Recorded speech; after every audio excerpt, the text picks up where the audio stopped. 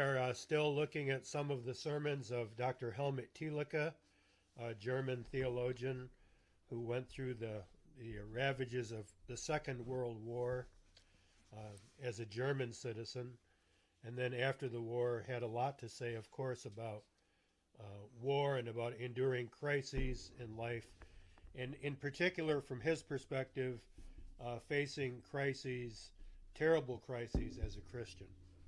And so we continue sermons he wrote in that regard. This one is a Good Friday sermon, the one we're looking at today. It's a Good Friday sermon, and the title is The Final Dereliction. The Final Dereliction.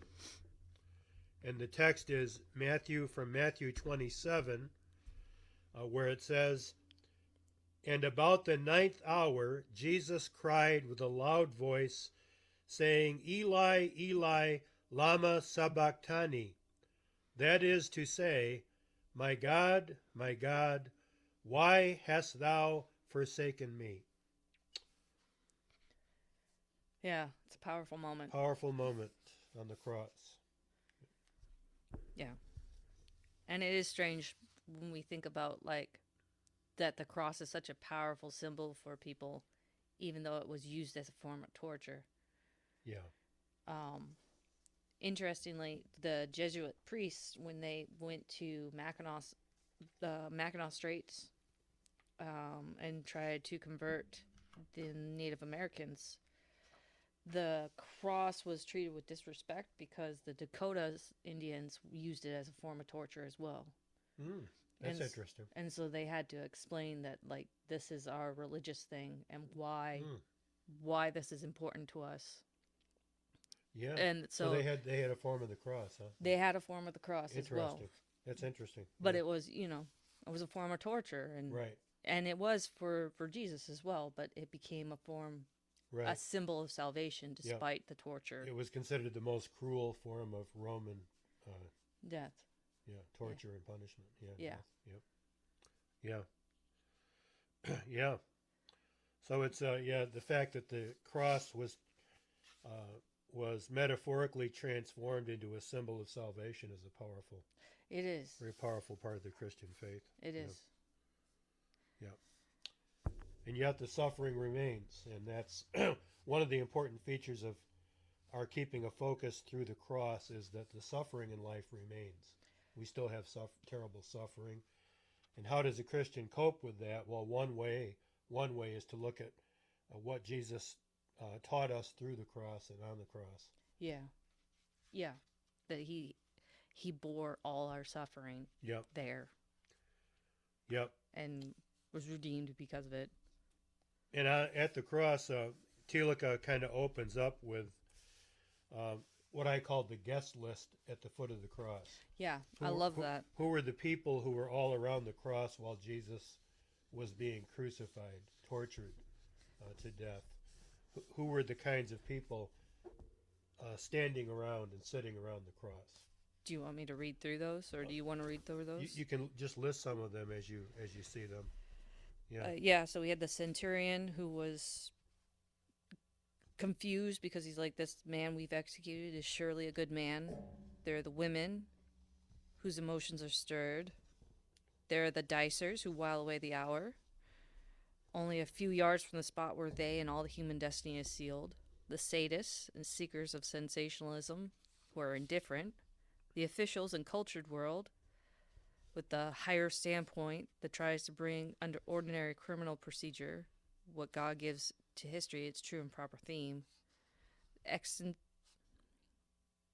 The disciples, and then mere spectators who are just there for nervous thrill. And I think the ones that bother me the most are probably the officials and cultured world, because I see that a lot in today's world. That you stand back and you try and just have logic and reason about something that is far more emotional. Right. And you can remove the humanity from a situation or from a person and create a very inhuman situation, if that makes sense. I'm not sure I'm explaining myself well, but yeah, I hear that. That's how some people in power can sort of just seem quite happy to just allow suffering. Yeah. Yeah. I think the best example is like during COVID when we had all these policies that were logical, maybe from a certain standpoint, but at the same time, it's like you're keeping people from going to funerals or seeing their dying loved ones in the hospital. And Right. so you're Right. causing people to die alone, which is a terribly evil thing to do. Mm-hmm. But when you have officials that are looking at things from number perspective rather than a human perspective, Right. Right. it was much easier to Mm-hmm. make those decisions and impose that on people Yeah. Yep. than to realize that, hey, like, if someone who's dying in the hospital catches COVID, it's not that big of a deal. They're already dying. At least Right. let them see their family so that they can die in Yeah. peace and be surrounded Right. by family, you know? Yeah. Yep. And it's easy to let the farmer suffer economically, right? Yeah. Or the person who needs Medicare, perhaps Yeah. to get through life, who has nobody, Yeah. Yeah. Yeah. Yeah. It's easy for bureaucrats to make decisions. Yeah. Yeah. Yeah. Yeah. Yep. And then he mentions the dicers. Yeah, the dicers are Who are interesting. these dicers? What do you think he means by the dicers? Well, those are the gamblers. Yeah. And people gamble on everything. Yep.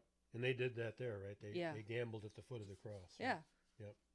I'm Yeah. sure people stole stuff from the foot of the cross too. Yeah. There was Yep. probably thieves in the crowd that were stealing stuff from Right. people's pockets at the same Right. time. Right. I don't know that they're mentioned, but Right. It reminds me of that movie Zorba the Greek. If you've never seen it, it's a good no, film. I have to see that. Anthony Quinn plays Zorba. It's based on a novel by Nikos Kazantzakis, Okay. who often wrote on very religious, spiritual themes. And Zorba the Greek is one such story. It was turned into a movie, and again, Anthony Quinn played Zorba. Okay. It's about a very exuberant, positive-thinking, happy Greek guy named Zorba. Yeah. Anyway, in that movie, a woman dies. I think she dies from cancer in the film, but at any rate, the moment she dies, peasants come running through her place to take what they can grab. Wow. Like you talk about Yeah. human nature, right? Yeah. People just start flowing through her apartment right over her dead body to grab stuff that they want. Right? Yeah. Yeah. Yeah. So maybe that's a version of the dicers too, right? Mm-hmm. That's what the dicers do. But they're willing to just play games. I heard somebody once call it playing games of chance at the foot of the cross, right? Yeah. Games of chance. Yeah. Yeah. Well, I guess we all kind of do that in a way. Yeah. The disbelieving people, you're playing a game of chance at the foot of the cross. You could Yeah. be present and understand this monumental moment, or you could while your life away and pretend like it doesn't affect you at all. Yep. Right. You could seek escapism. Maybe that's a form of escapism. Yeah. Right? Yeah. We do that sometimes a lot. Yeah. We do it a lot. We do it a lot. We avoid facing things by playing games. Right? Yeah. Yeah. Yeah. You could do a lot with that one theme there at the foot of the cross, right? Yeah. And he talks about that, about how some people are comfortably eating their breakfast or searching for jazz on the radio Yes. at this very hour. Yes. And Yep. it's, Yep. Because the cross isn't just a one-time event. It's something that happens throughout life, right? yeah. The cross is very much a part of everyday reality. Yeah. Yeah. And that's how Yeah. he looks at it. Yes. Yep. Um, That's one reason why some churches we call it the church year, where you celebrate, Advent and Christmas yeah. and Lent, Yep. and the Easter season. Yeah. Those seasons are meant to help us realize that these things are present realities. Right. They're present realities. They're Yeah. not just in the past. Yeah. Most churches, I think, do that Yeah. with different ways. In different ways, yeah. Yeah. These are present realities. They're not in the past. Yeah. When we speak of Jesus and Christ or the Christ, or however you want to phrase that, we're not just talking about the past. We're talking about the present moment. Right. Yeah. Well, that comes back to his continued repetition that God is not something to talk about in the third person. It's Right, and that's in this talking sermon, right? directly to God. That's in this sermon too, I think. Yeah, right? yeah. Yeah, that's in here. He brings that up a couple of times in the book, I believe. Yep, that we don't have a God in the third person. You know, we don't refer to God somewhere else. He's very present. Very present. God is very present. Yeah. Yep. He talks about the courage of Christ, that he didn't, and really it gets into the incarnation, that God became flesh in Jesus. That's called the incarnation, and this is all part of the incarnation. Okay. The cross is part of that. Yeah. And it's just one other moment of it, right? Because the incarnation itself was a very risky, courageous venture on God's part. Yeah. Right. So Jesus, the way I took a note on this, that Jesus didn't just phone it in. He didn't phone it in. He faced the realities of life and death. And I think that's why we have so much grace from God, is because he actually came down and suffered all the indignities of life, all the feelings of life. Yes, right. I don't know if I've said this before, but I kind of liken it to like when Mao took over in China and they had all these intellectuals telling farmers how to farm, and they ended up with massive starvation because they killed all the sparrows because they thought the sparrows were eating the seeds, but really the sparrows were mostly eating the bugs. Right. And all these intellectual ivory tower ideas of how farming should go ended up with massive famine. Right. And it's like, yeah, if you think of God as being an entirely intellectual being, yeah, understanding what people go through is very hard for a being that has never inhabited a body. And I think a body, the pains that the body visits on you, the hormones, the lust, the different feelings that you have are not intellectually understandable until you've lived it and felt it. And so I think when he came down into a human body and felt all those things, he's like, man, you guys got it hard. Yeah. Well, be a little more forgiving of you for not being perfect. Yeah. We certainly have in Christ, we certainly have a God who participates in our reality. Yeah. He feels the wounds of life and the sorrows. Yeah. Yeah. And the silence of God too, because he has that moment where he cries out because he's fully present, but there's no one to cry out to. He has that moment where he feels abandoned. Yeah.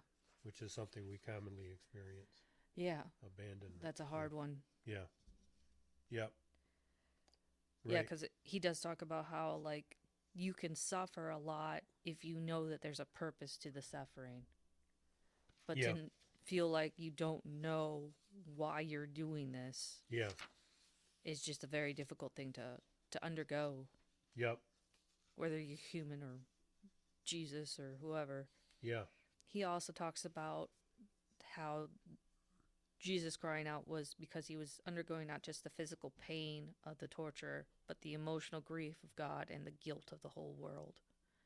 Yeah. And he likens it to a mother knowing that her son was behind the lines in Russia, and whether he's alive or dead or being tortured or what he's going through, she was suffering there along with him.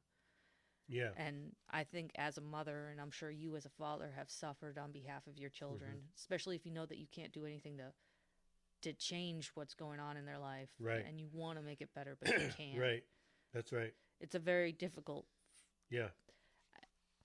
You don't really understand it till you have kids. Right. Or have someone that you love dearly that you're willing to suffer in their place. Right. Yep. The way he put it was, anybody who sees a dear friend going to the dogs, he says, but is unable to help them, knows the feeling, right? Yeah. Yeah, of wanting to help. Yeah. Yeah, for loving That line, for loving means complete sharing, and the misfortune of the other means pain for oneself. Yep. Yep. And I think there's a lot of people out there that don't truly love because they're not willing to suffer on another's behalf. We become very self-centered of Yeah. only if it benefits me, Right. Right. but I'm not willing to suffer on your behalf, and that makes it hard Yeah. because life is suffering, and you get through so much easier when you're helping each other through your suffering. Yeah. The Buddhists, in the Buddhist religion, or if you can call it a religion, it isn't always, but in Buddhist thought, I think it's called dukkha. They say that life is dukkha, it's suffering. Yeah. Yep. And enlightenment for some Buddhists is the cessation of dukkha, cessation of the suffering. Okay. But life essentially often for Buddhism is characterized as suffering, and rightly so. Yeah. It often is. Yeah. Yeah. Yeah, I don't think there's too many philosophers that haven't come to that conclusion. Right. Right. I forget who it was. There's a philosopher named Yeah. Schopenhauer who was known as a great pessimist. I think his name was Arthur Schopenhauer. Anyway, Schopenhauer said he likened life as life is like a man who's running downhill and he can't stop because he knows his legs will fall off if he stops. Oh, wow. That's it. Yeah. That's an image that Schopenhauer used. But that's often true, yeah. Yeah. And of course, Camus, the myth of Sisyphus. Yeah. Life is rolling a boulder. It's kind of the opposite image. Yeah. Life is like rolling a boulder up a side of a hill. When you get to the very top, the boulder kind of gets the best of you and you roll back down and you start all over again. Yeah. That was Albert Camus' image. Okay. Yeah, the myth of Sisyphus, he called Yeah. it. The myth of Sisyphus. Yeah. A lot of real images in ancient mythology are like that. Yeah. Yeah. By the way, what is the name of our sponsor? Oh, It is Coffee Brand Coffee. Brand Coffee. Yeah. Very good stuff. Very good stuff. Yeah. You can use our code down below if you would like to support the channel. I think we get 10% off. I gotta look again. I'm terrible at this, but A little bit of a discount. they got coffee, hot chocolate. They have teas now. I need to try some of their tea, Yeah. but it's good stuff. Yep. I have to show you my new coffee maker that Janet got me. Yeah. My birthday's coming up. Oh. She got me a new coffee maker. It's glass, made of glass. It's a new design on an old pattern. Okay. If that makes sense. That makes sense. Yeah. They did some things to try to innovate the old idea of a percolator. Okay. It's all glass, which they consider to be safer. Okay. I guess biologically safer for us to drink out of glass. Yeah, that makes sense. And then also they offered some new features in how it brews. Okay. It's kind of I'll show you before we leave today. Okay. After this podcast, but yeah, it's called the Nana or Nona coffee maker. Yeah. Okay. Yeah. I'll have to see it. But use that to do our coffee brand coffee. Okay. Yeah. We'll have to do a video of that, like a little short. It's kind of if you know that technology of the old percolators, it's interesting what they've done to make it a little bit different. Okay. Yeah. You know better than I do. Yeah, you have to use a percolator to. Yeah, to understand that. Yeah. Yeah. Kind of like we have to have the existential experience of life and suffering. Right. Right. Yeah. How does that tie to a percolator? Kind of a rough analogy. You have to have used one. You had to know what okay. you're talking about. Yeah. You had to have suffered in order to talk about suffering. You You had to have used a percolator to talk about You have to percolators. engage the percolator. Yeah. That was a great segue. Yeah. Yeah. That was beautiful. Yeah. Okay. Yeah. So buy some Coffee Brand Coffee and support the channel and learn about percolators. That's right. Now back to our suffering with Jesus. Yeah.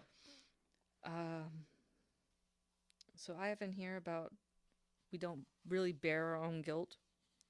You ready to? On page 71. Yes. Yeah. because he bore all our guilt, but we don't. Right. We try to avoid bearing our own guilt in life, right? Yeah. We make excuses. We get distractions. We roll Mm-hmm. the dice or whatever. We watch the TV. Yeah. We drink the alcohol, perhaps. Yep. Um, we do all of it, or we drink too much coffee We drink too in much some coffee. cases. Right? Yeah. Yeah. I have a friend who just gave up coffee. I hate to keep going back to coffee. No, but it's okay. that is our sponsor, however. Coffee brand coffee. Yeah. A friend of mine though just gave up coffee, and I'm curious as to why he felt like he had. He was a massive coffee drinker. Oh, okay. He drank lots of coffee. Is he just giving it up for Lent, or is he permanent? No, he gave it up. Oh, okay. He's cold turkey on coffee. Oh wow. Yeah. That could be rough. Yeah. When you're used to. Yeah, he's gone cold turkey on it. Yeah. So anyway, but that kind of addictive behavior, though, to get back to this, that's one of the ways we avoid bearing our own guilt in life, right? Yeah. You get down into. We abuse substances, whether it's alcohol or coffee. Mm-hmm. We abuse entertainment.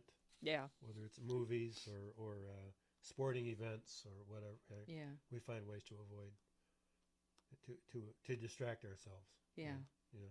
I actually have down on here the big chill for Oh yeah, rationalizing our guilt.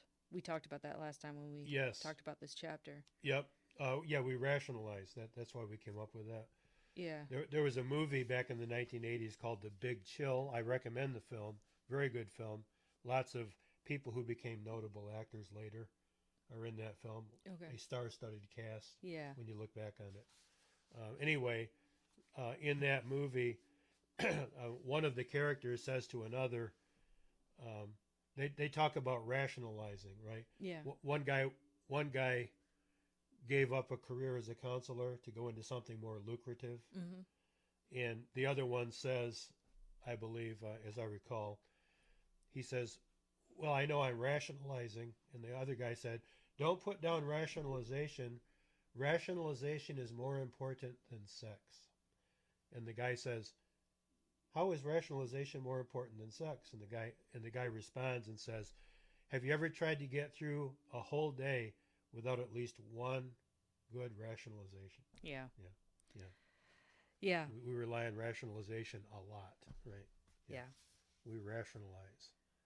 Well, you have to, because you can't bear all that guilt of all the things that you should be doing, could be doing, right? Wish you could be doing, right? And you just don't get to. Yeah, and I think of that when I drive past bridges. I know people are living under the bridge. Yeah. I think about that. Yeah. Well, I think about it when with my kids. It's like.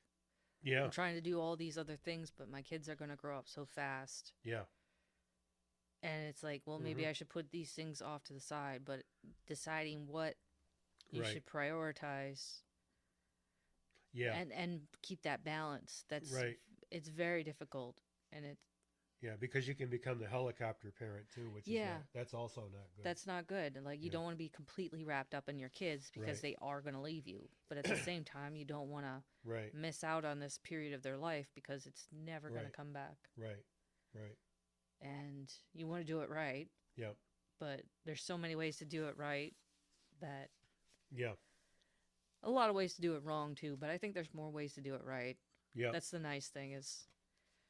There's a lot of kids that grow up just fine and their parents all did it differently and it works out. Yeah. But there I go rationalizing it again. I'm rationalizing. Yeah, we're rationalizing. Yeah. Can't get through the day without it. Yeah. That's a good point. Good way to example of it. Yes. Yeah. Yeah. So the reason we're talking about guilt is because one of the things we draw from the cross as Christians is what we call the substitutionary atonement, and he deals with that here. That one of the ways of putting it is all of the guilt and the shame that we have, Christ takes upon himself on the cross, and he gives us in return all of his righteousness, all of the godly righteousness. Yeah. And that's called often, it's called the happy exchange. Martin Luther called it the happy exchange. It's also been called by others the sweet swap. Oh yeah, that's Everything we are is given to Christ on the cross. Everything he is given to us. yeah. The sweet swap. And we call that the atonement. That's part of what we call the atonement. That's the fancy word for it Yeah. on the cross. Yeah, it's a crazy exchange there. Yep. Yep. Right. Because that's just it's And hard that, to accept. yep. Yep. And part of that is that he takes on our suffering, and why the incarnation itself is important. The enfleshment of God becoming flesh, the incarnation. That's important for that reason, right? Yeah. He takes on all of that. And I mentioned a friend of mine in Pennsylvania who we had a kid in our town who got in really big trouble with the law. Mm-hmm. He was driving intoxicated. Yeah. And my friend said to me, he was a Vietnam War veteran, a combat Marine in Vietnam. But he said to me, the problem is, Pastor, the problem is that kid's going to have a jury full of people who have never done anything wrong. Yeah. And that's going to be bad for him, because they're going to, if you feel you've never done anything seriously wrong, you're more apt to judge others more harshly. Yeah. Yeah. Yeah. That's one of the problems of not facing our own shame and guilt. Yeah.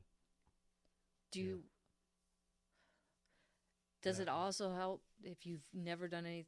Well, so there's the people who've never done anything wrong, Yeah.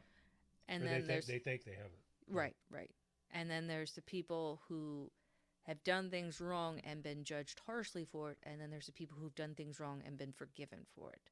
Yes. Like, do you think that middle group of the people who've done things wrong and been judged harshly for it, do you think they'd be more forgiving of other people? Or are they going to judge just as harshly as they had been judged? Yeah, that's a I'm good just question. curious. That's a good question. I think it goes either way sometimes. Okay. Some people have become bitter Yeah. and they judge others out of bitterness then. Some people say, well, I've been wronged by being judged, so I'll be More lenient a towards little other. more expansive in my thinking about others. Yeah. Yeah. Yeah. Okay. Yeah. Yeah. Good I'm question. curious how that would work, Good question. Yeah. but you're probably right. It could go either way. Yeah. But I have noticed people who feel they've never done anything wrong. Yeah. They're pretty quick to judge others. Yeah. Yeah. Who make the mistakes they haven't made. I'm sure that the judges who sent Jesus to the cross felt very righteous about it. There were people Yeah. there that. I have a funny aside for that. Yeah. My mom had a lot of observations as I grew up, and there was a guy in our church who felt he had reached sinless perfection. Honestly, thought that. Okay. That's a doctrine for some people, by the way. Okay. He thought he had reached sinless perfection. And I told my mom, Mr. So and so says that he has reached sinless perfection. My mother said, "Yeah, I know. He's married." And he said, "God help the woman married to the perfect man." So, yeah. I never forgot that. Yeah. That kind of fits that, right? Yeah, it does. God help the person married to the perfect person, right? Yeah. Oh, yeah. Yeah. That's a terrible. Yeah. You can't do anything right in that house. Yeah. Yeah. And they can never do anything wrong. Yeah. Right. Yeah. Well, one of the things that Thielicke mentions about Christ entering our sufferings is there's that little part of the Apostles' Creed. Some churches observe the Apostles' Creed. Yeah. The tradition I'm from does. Mine too. Makes use of the Apostles' Creed. And there's a line in the Apostles' Creed that says that Christ descended into hell. Yeah. And part of you can make a lot about what that means metaphorically, symbolically, etc. But one thing it means for sure is that Christ entered into the ultimate situation of suffering and abandonment. Yeah. He for 3 whole descended into days. hell. Yeah. Yeah. Yeah. And you said that part of that is like because he was so weighed down with all of humanity's past and future transgressions, he had to take that to hell. Yeah. Yeah. Before it could be taken from his shoulders. Yeah. Yeah. Yeah. Yeah. Yeah. It's intense. Yeah. There was a weird horror film once that I saw, which I don't really recommend this film, but there was a weird horror film about a creature who really sort of enjoys suffering, right? Okay.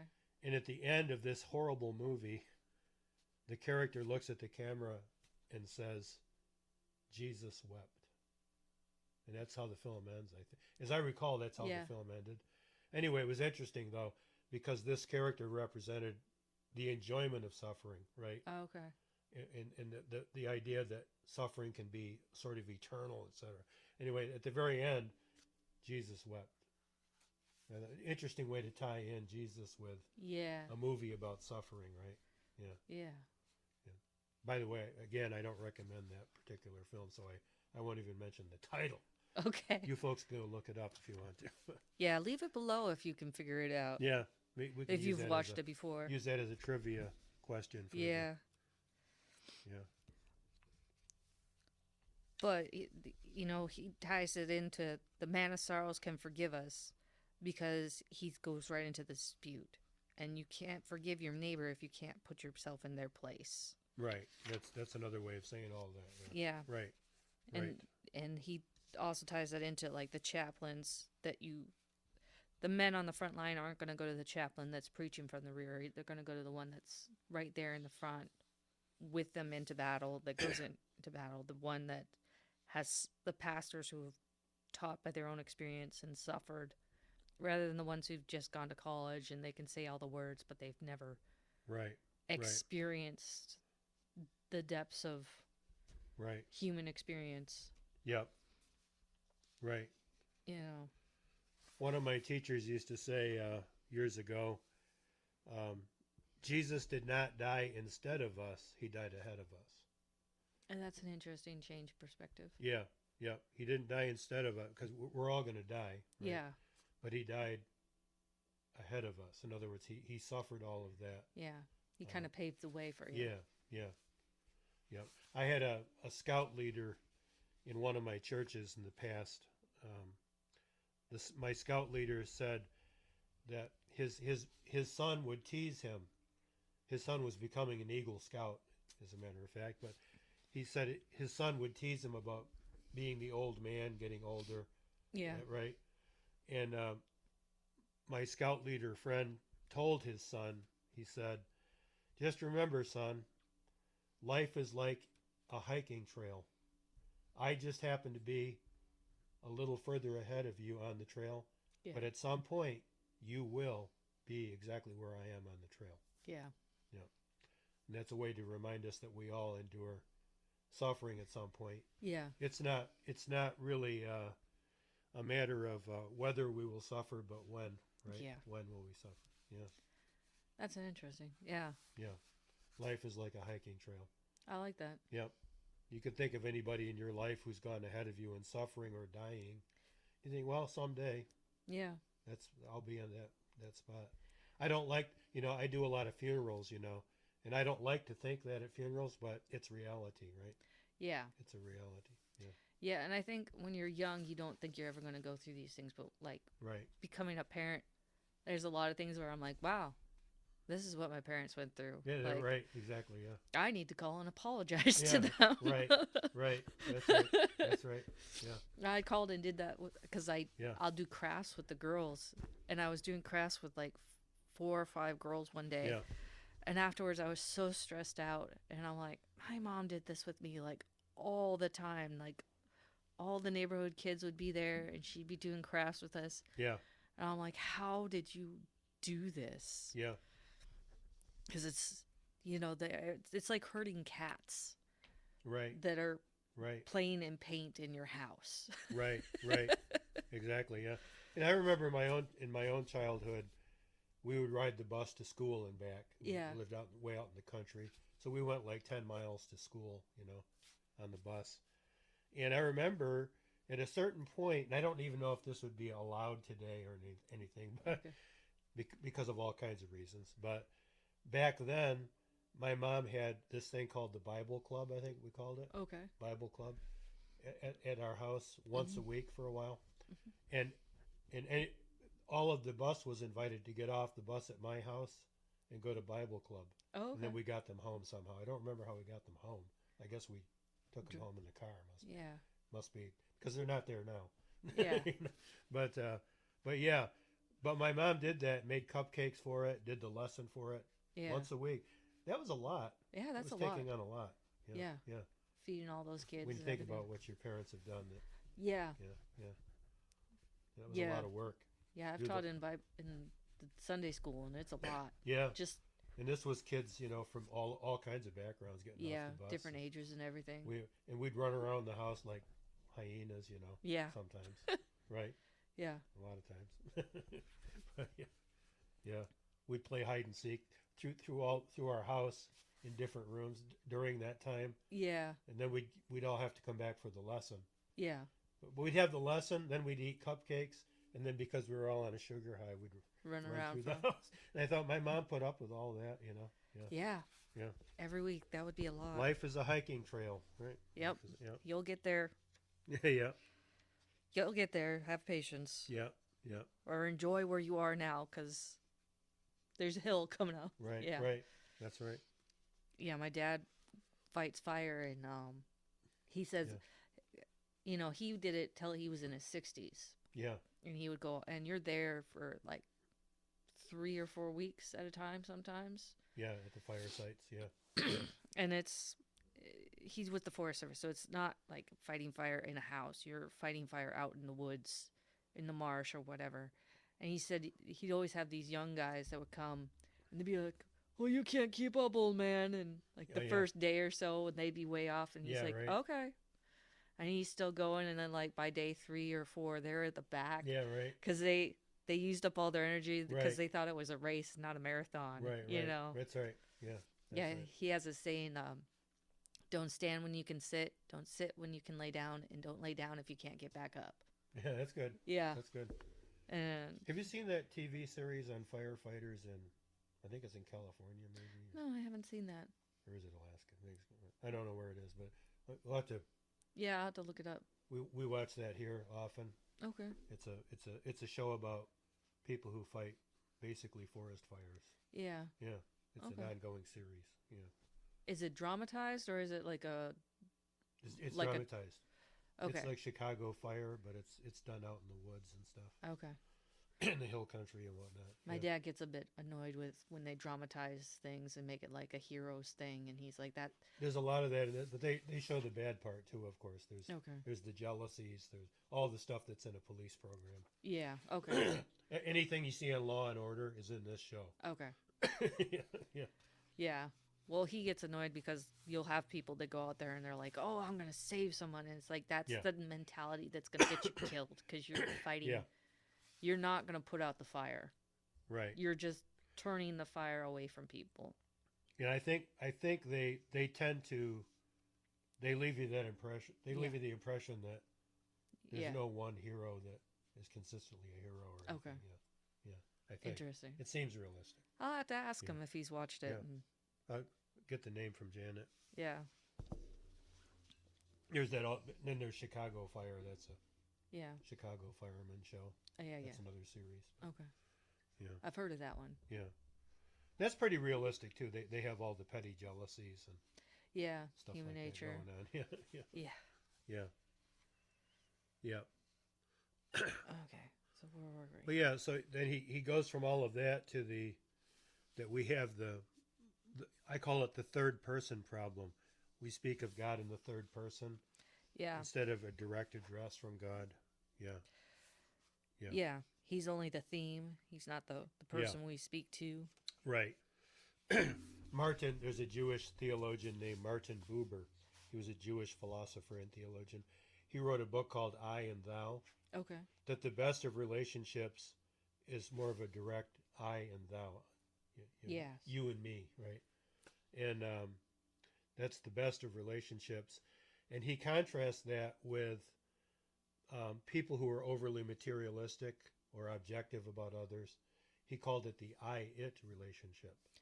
Oh, okay. And he said that most world dictators that he has studied, Mm-hmm. dictators always fall into the I-it category. They see others as it. Yeah. instead of as individuals like themselves. Yeah. Yeah. Interesting.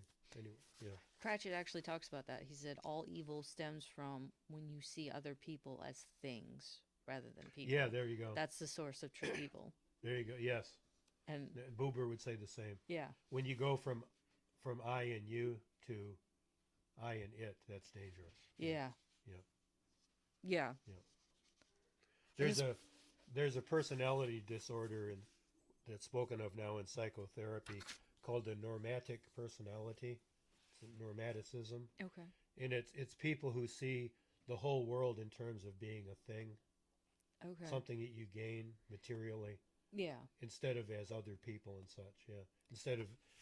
Instead of like appreciating music, Yeah. they see it as a commodity. Like, how can I make money from music? Yeah. Right. I worry about that. Yeah. Yeah. Yeah. And it's easy to fall into that trap, and Right. it takes Right. all the joy out of it. Right. That'd be a danger if our podcast here ever takes off. We become like multi-millionaires because of this podcast. That would be very dangerous for us. It would be. Yeah.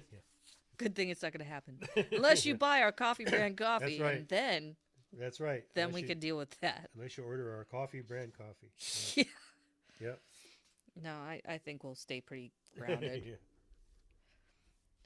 Um, But yeah, so he kind of ends on that note, I think. yeah. Yep. Talking about my God, it's not talking about God. He's talking about my Right. God. That was the point he was making with all that. Yeah. That's why I brought up Martin Buber, is that when Jesus says, my God, why have you forsaken me?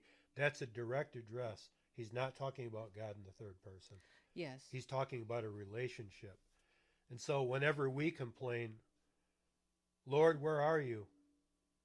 That's a relation. At least that's a relational thing to Yeah. say, right? At least that's a relational thing to say. Yeah, and he talks about like when Yeah. you address God, when you say my God, the Father doesn't deny you. And we talked about that Right. with the woman who, which one was it? The woman who comes to the table and Jesus says, "Well, I'm here for my people, and Right. I don't feed We don't the feed dogs Yeah, from right. the table." And she's like, "Yeah, but I can eat. The dogs will eat the crumbs from the table." Yeah, right. And so he does help her and her daughter who's Yeah. suffering, because she says, she kind of throws it back at him that you said you came for me. Yeah, he calls it great faith. That Yeah. she's able to be so humble. Right? Yeah. He calls that great faith. Yeah. Yeah, and throwing yourself on the mercy of God. Yeah. And Jesus throws himself on the mercy of God. And Yep. that's why he's caught by his hands. Yeah. So instead of saying, "Who you calling a dog?" she plays into it. She leans into it and says, "Yeah, but even the dogs eat the crumbs." Yeah. So she shows true humility. Yeah. Yeah. And true faith that Yeah. even the dogs will be saved Right. if they come to the table of the Father. Yeah. Yeah. So she doesn't try to assume some merit in God's presence. Right. Yeah. Yeah. And that's one of the things that Grace is unmerited. We don't earn it. Right. Right. And that's a hard thing to accept, because Yep. you think that you have to earn it. Right. Like, what great acts, what good things have I done? Right. You have to earn it. And it's like, you can't earn it. You should try to be worthy of it, Yeah. but Yep. God's grace comes to you whether you lived a righteous life or you sinned up until the last moment and threw yourself on his mercy, Right. which is hard to Yeah. it's hard to understand and accept that, Yep. especially when you try and live a good life and then you see somebody else And our culture teaches us to earn everything. Right? Yeah. It's kind of in our whole system. Yeah. Yeah. That's the way our system is. Yeah. Yep. And we look down on those who haven't earned it. We're trained to do that. Yeah. Too, you know. Yep. So that's kind of just it's in human nature too, really. But It is. yeah. But yep. Yep. That's why when we're at work, we always measure the person who's not doing as much as we are. Yeah. Yeah. Usually the boss's son. I can say that because I was the boss's son. Yeah. Right? So we usually judge the one who we don't think is doing the same amount of work, right? Yeah. Yeah. Yeah. Yeah. We just are geared that way. Yep. Yeah. But Yep. But if you're not trying to earn it, you're trying to call to him. It's the difference, the Yeah. thou and I versus Right. Right. the Right. I forget how you said it. Yeah. I and thou. Yeah. I and thou and I and it. Yeah.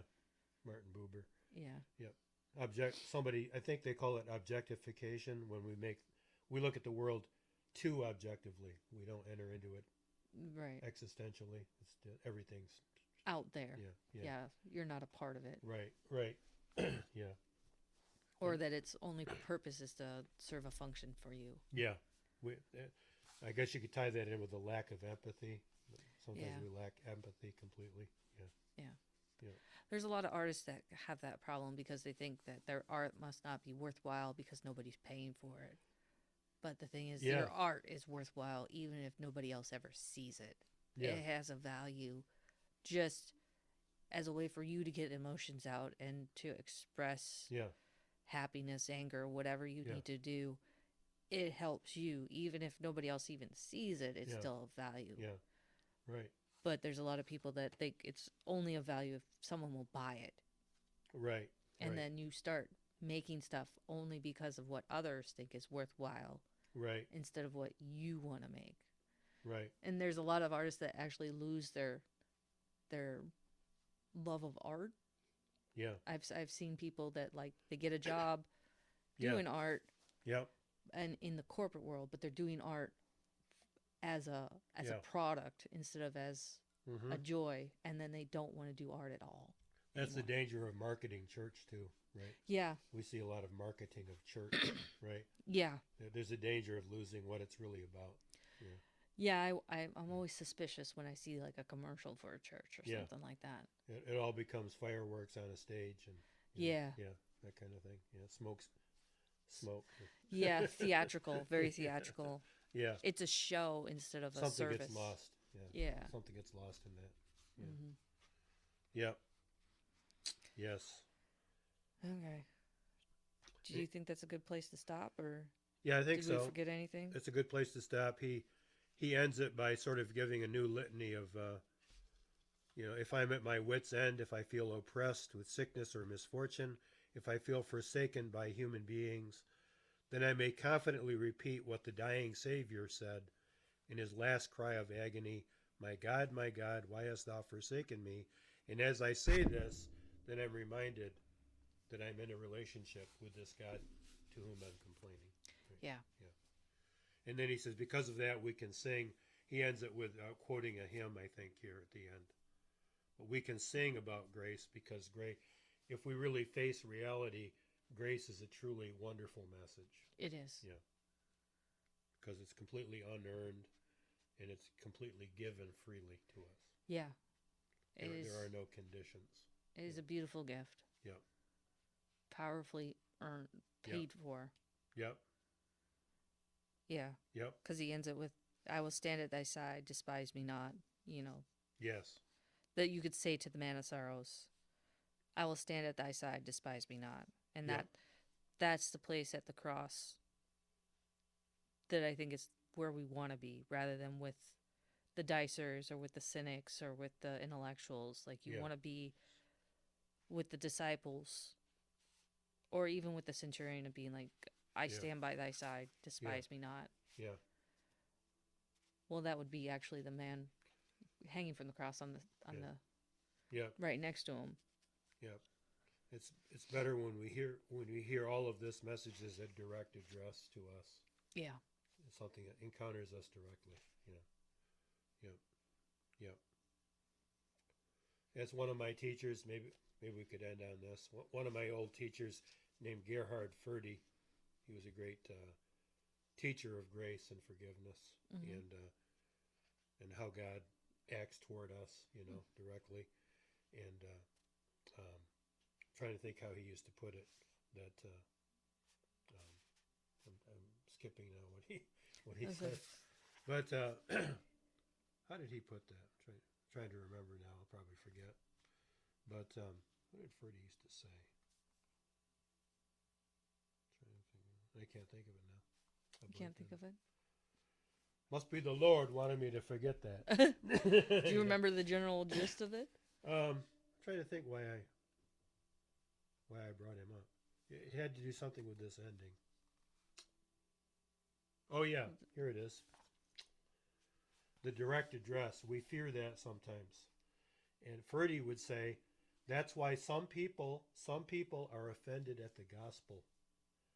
Because there's nothing a confirmed happy bachelor fears more than hearing the words "I love you" from a young woman. Nothing a happy bachelor fears more than hearing the words "I love you."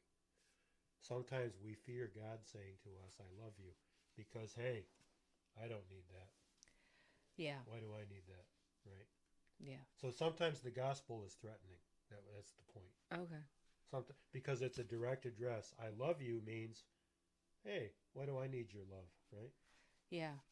You have to confront that maybe your life isn't Yeah. complete as it is. To accept grace and forgiveness assumes that you can realize I need that. Yeah. Right? I need that. Yeah. I think that's a good place to end, probably. That is a good place to end. Yeah. Well, thank you for joining us today. Thank you for being here.